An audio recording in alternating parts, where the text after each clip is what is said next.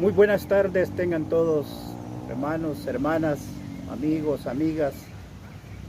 Para mí pues es un gusto estar una vez más acá transmitiendo para ustedes este programa, La Palabra Queda. Un programa que ha surgido, como ustedes ya saben, con el propósito de dar a conocer el pensamiento de San Óscar Arnulfo Romero, profeta de América Latina, profeta del mundo, profeta de nuestra iglesia. No perdamos de vista que ahorita estamos en un contexto netamente pascual. Acaba de pasar la Semana Santa y por supuesto la Cuaresma. Hemos vivido momentos muy fuertes en los que hemos participado y ahorita estamos vivenciando el tiempo pascual, 50 días hasta llegar a lo que es Pentecostés. Qué importante es pues reflexionar sobre este tema de la Pascua, para entender el significado de la Pascua para nosotros. Es importante entender también el tema de la alianza que Dios realiza con seres humanos concretos.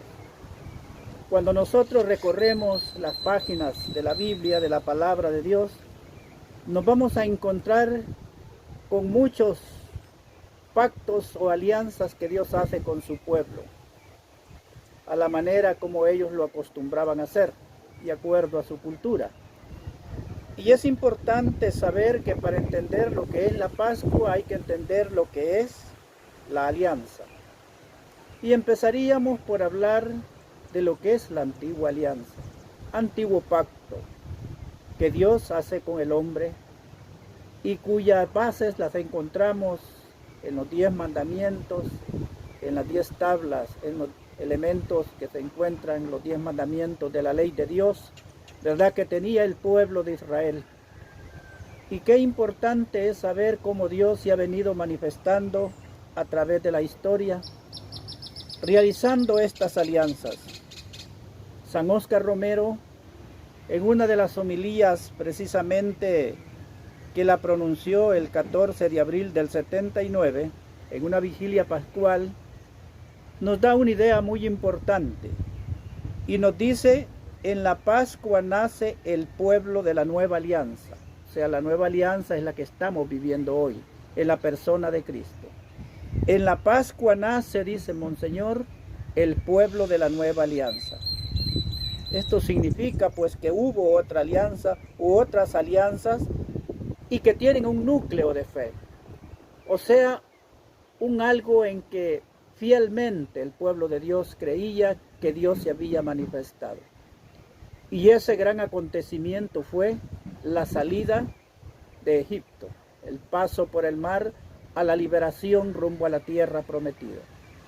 Ese gran acontecimiento y otras situaciones históricas que se dieron alrededor de este acontecimiento vienen a convertirse precisamente en el núcleo de fe de este pueblo, en el núcleo de fe del pueblo de Dios, esa alianza antigua. Y ese núcleo de fe ellos lo vivieron, trataron de vivirlo de la mejor manera. Fue un hecho histórico que marcó toda su vida. La libertad de aquel pueblo oprimido por Egipto camina rumbo a la tierra prometida. Ese es el gran núcleo de fe que ellos transmitían precisamente a sus hijos, que transmitían a sus familiares para que lo conocieran. Todas esas acciones que se realizaron pasaron a formar parte de este núcleo de fe. Pasaron a formar parte de esta alianza del pueblo de Dios, de Dios con su pueblo. Y precisamente la tarea para ese pueblo en aquel momento era ser fieles a esa alianza. Esa era la tarea fundamental. ¿Cómo ser fiel a esa alianza? Y es la tarea fundamental de nosotros en este momento. ¿Cómo ser fiel a esta nueva alianza, ¿verdad?, nueva y eterna, como se dice en la Santa Eucaristía? ¿Cómo ser fiel a esta alianza? Esa era la tarea que también el pueblo de Dios tuvo en aquel momento. Cómo ser fiel a esa antigua alianza. Y precisamente eran los profetas, eran los hombres y mujeres de Dios que estaban ahí para recordarle a aquel pueblo cuando se habían alejado de las cláusulas de la alianza. Eran los profetas que estaban ahí a la disposición del pueblo para enmendar algunas fallas, para hacerle sentir a los gobernantes de aquel momento cuando se habían alejado de Dios, cuando habían faltado a las cláusulas de la alianza.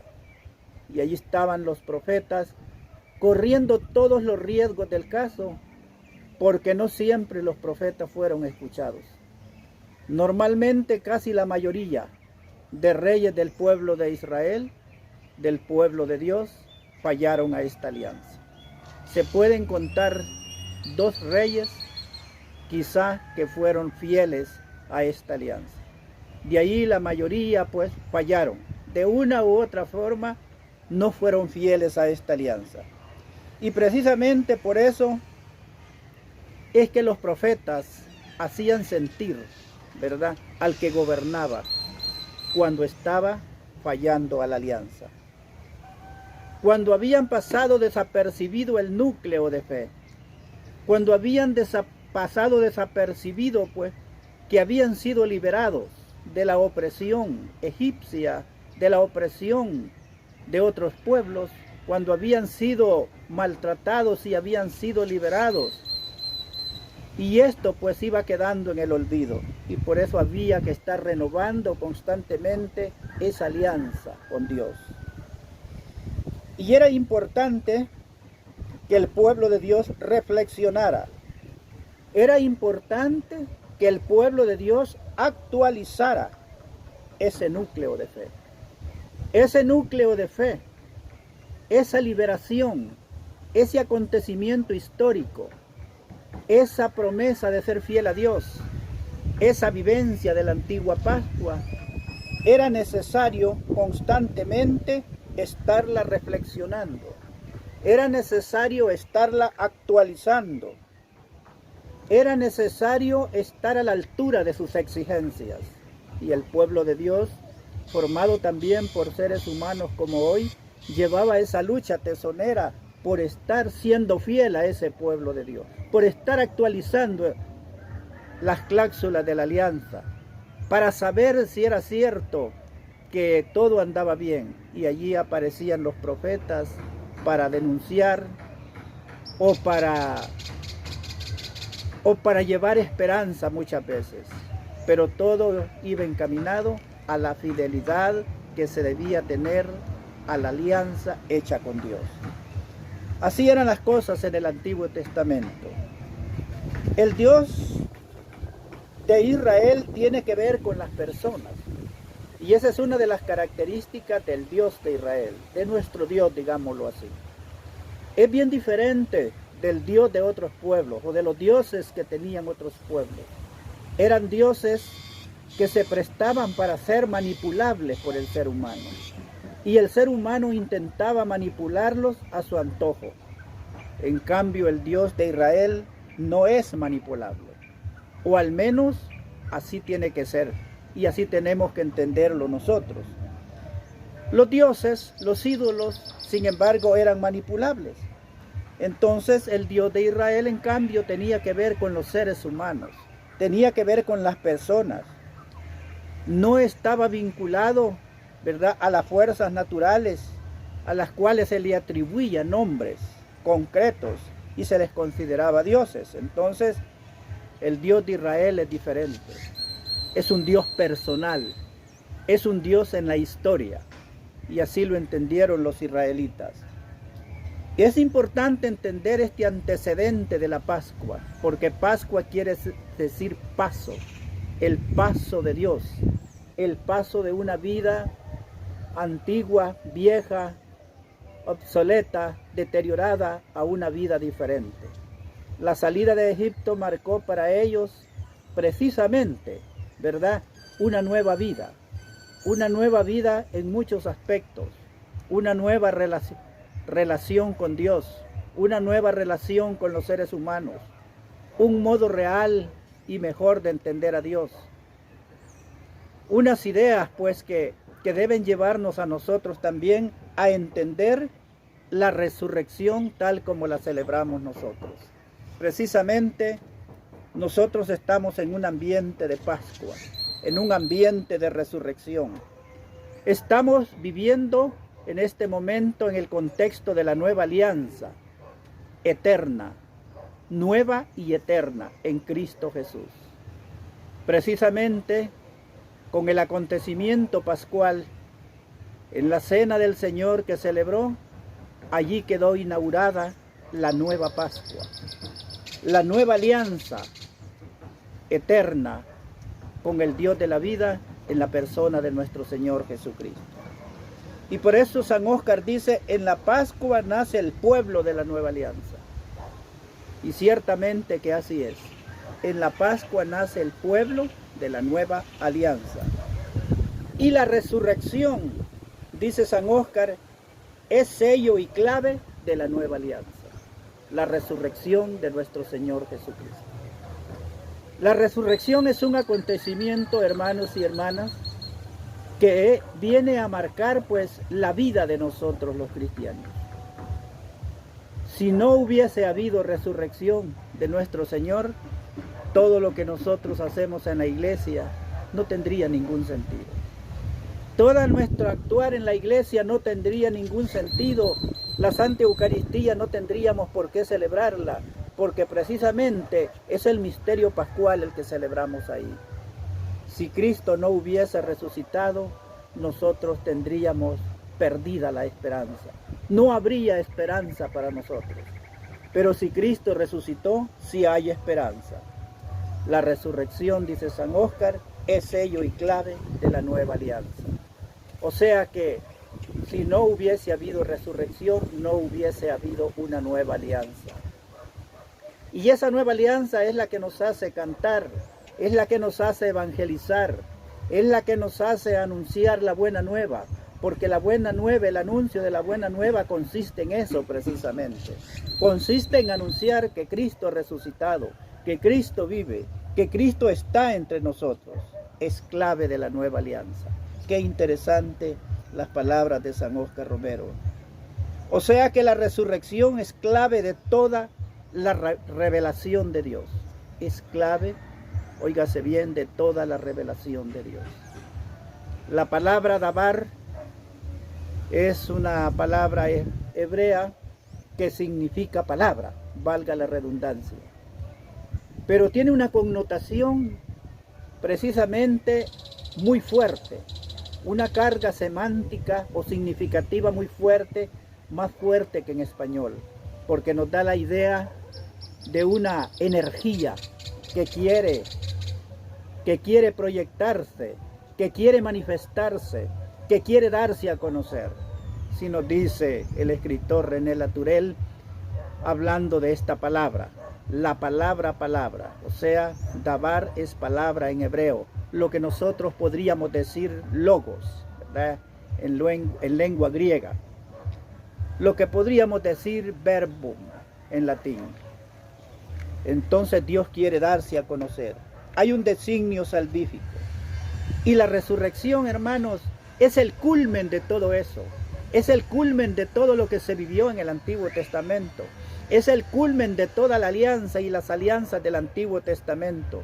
Es el culmen de todos los acontecimientos, de todas las esperanzas vividas en el Antiguo Testamento, vividas en la historia de la humanidad. Es la clave, precisamente. Y por eso San Óscar tiene razón. O sea que la resurrección de nuestro Señor Jesucristo es el núcleo de nuestra fe. Es la idea central, es el principio fundamental, es el meollo en el cual nosotros nos sustentamos. Y por eso sembramos esperanza. Y por eso somos gente de esperanza. En medio del dolor, en medio de la injusticia, en medio de la violación a los derechos humanos, en medio del maltrato a los seres humanos, en medio de la guerra, en medio del hambre, de la miseria, del desempleo, vamos sembrando esperanza y invitamos a los seres humanos a luchar por un mundo mejor. a alzar la bandera de la libertad, de la justicia, de la paz, de los valores del reino. Lo hacemos en nombre de la resurrección de Cristo, que resucitó para que nosotros precisamente tengamos vida y la tengamos en abundancia. Entonces la resurrección de Cristo, hermanos, es clave de toda la revelación de Dios. Es la plenitud de toda la revelación de Dios. Es la que viene a poner de manifiesto, como por decirlo así, es el culmen de la revelación de Dios. No de gusto la carta a los hebreos nos dice, de muchas maneras habló Dios a los hombres, pero llegado el fin de los tiempos habló, ¿verdad?, en la persona de nuestro Señor Jesucristo. O sea que nos habló de muchas maneras, nos habló a través del paso del mar, ¿verdad?, de una manera sacramental, a través de cosas que se pueden ver y tocar. Nos habló a través de la nube, del fuego, pero a través de hechos, de acontecimientos históricos. Pero finalmente nos habla en la persona de nuestro Señor Jesucristo. Y por eso la resurrección, hermanos y hermanas, es clave de toda la revelación de Dios. Y la iglesia, es la idea que Monseñor Romero deja relucir, la iglesia es la depositaria, es el testigo de la resurrección. Nosotros como iglesia tenemos el honor, tenemos el privilegio, tenemos que decir la gracia, si le queremos decir, de parte de Dios, de ser depositario de esta revelación divina, de ser depositario de la resurrección de nuestro Señor Jesucristo. Los bautizados, testigos y participantes del mismo Espíritu del resucitado. O sea que nosotros como bautizados en la iglesia tenemos que participar. Son reflexiones que están en los contenidos, ¿verdad?, del pensamiento de Monseñor Romero. Precisamente nosotros los bautizados somos testigos, participantes del mismo Espíritu que resucitó a Jesús. Y por eso creemos en la resurrección. Y por eso no creemos en una muerte sin resurrección. Y por eso creemos, ¿verdad?, no solo en la resurrección más allá de la muerte, sino que creemos en la resurrección social. Creemos que puede haber un cambio de vida, puede haber una metanoia en la sociedad, no solo en cada individuo, sino en la sociedad. Y por eso somos sembradores de esperanza. Y por eso nos oponemos a las injusticias, nos oponemos al maltrato del ser humano, nos oponemos precisamente porque creemos en la resurrección. La resurrección, hermanos y hermanas, es sello y clave de toda la revelación de Dios. O sea que faltaba esa clave, esa llave que hiciera coherente las experiencias de los discípulos.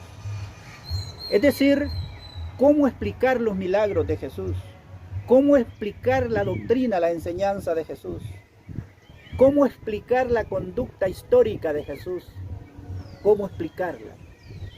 Si Jesús no hubiese resucitado, no se podría explicar, no se podría explicar la doctrina, no tendría sentido lo que Jesús enseñó, no tendría sentido los milagros, no tendrían sentido las enseñanzas de Él, la conducta de Jesús, el actuar de Jesús con los pobres, con los humildes, con los pecadores. La resurrección le vino a dar la razón a Jesús. La resurrección es la que vino a decirnos que Jesús era el enviado del Padre y es el enviado del Padre. Nos viene a decir que Jesús es el amor del Padre encarnado, es el sacramento del amor del Padre. Es la resurrección la que da fe de que Jesús era el enviado, de que Jesús es el que había de venir, de que Jesús es el que está presente en la Santa Eucaristía, donde celebramos cada domingo ese núcleo de fe. Ahí estamos celebrando la muerte y resurrección de Cristo hasta que vuelva, decimos. Es la resurrección de Cristo que le da sentido a todo, que le da sentido a nuestra vida cristiana, que le da sentido a nuestra predicación, que le da sentido a nuestras luchas, que le da sentido al martirio, como el martirio de Monseñor Romero, de tantos mártires de América Latina y del Salvador. Ese martirio de estas personas es la resurrección de Cristo la que le da sentido. Es la resurrección de Cristo que lo llevó hasta ahí, esa convicción. Ven ustedes cuán importante es la resurrección, cuán importante es la nueva Pascua que vivimos, la nueva Pascua de nuestro Señor Jesucristo. Decía Monseñor Romero, toda la Escritura, y mencionaba al Concilio Vaticano II, decía Monseñor Romero, toda la Escritura que es en Cristo donde encuentra su clave, todo el Viejo Testamento. O sea, toda la Escritura es en Cristo donde encuentra su clave. El Antiguo Testamento, Viejo Testamento, decía San Óscar, es allí donde encuentra su clave. Y todo cuanto está escrito y todo cuanto se ha dicho tiene su sentido precisamente ahí. Todo cuanto se ha escrito. Fíjese qué interesante. Cuando resucita Jesús, dice Monseñor, la Escritura se ilumina y se ve el gran misterio de Dios que culmina con la resurrección de su Hijo. O sea que la resurrección de nuestro Señor Jesucristo, según palabras de Monseñor Romero y enunciando al Concilio Vaticano II, según Monseñor Romero, pues también es la resurrección de Cristo nuestro Señor la que le da sentido a la palabra de Dios, la palabra escrita que tenemos ahí. Cuando nosotros comparamos esto con otros libros y nos damos cuenta que los fundadores de otras religiones no han resucitado, se les llama libros sagrados también, sí, pero hay que tener claro, a la Biblia, a la palabra de Dios, lo que le da sentido, lo que la hace o lo que le da su razón de ser, es la resurrección de nuestro Señor Jesucristo. Qué interesante eso. Solo quiero finalizar mencionando algunas implicaciones que puede tener para nosotros o que tiene para nosotros la resurrección de nuestro Señor, el participar de esta resurrección. Primeramente, hay que decir que la mente mezquina de los hombres que quieren arreglar la situación del mundo, y esto Monseñor lo hace sentir, la mente mezquina de los hombres quiere arreglar la situación del mundo a fuerza de violencia, y a fuerza de violencia no se va a arreglar.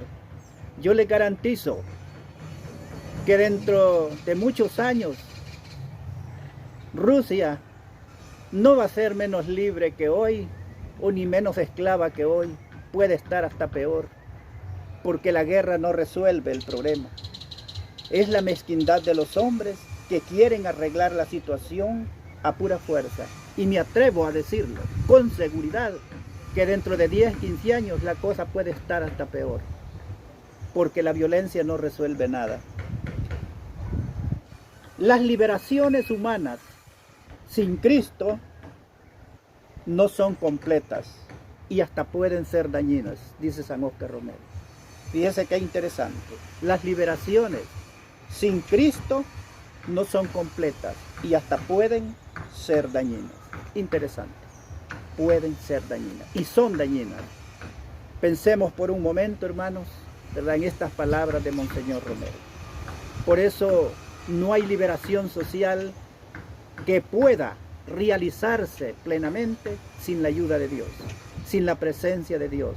Dios siempre tiene que hacerse presente en la historia para ir corrigiendo nuestros errores, para ir corrigiendo nuestras fallas, las fallas que cometen los gobernantes, las fallas que cometen los que dirigen los pueblos, las fallas que cometemos nosotros los seres humanos.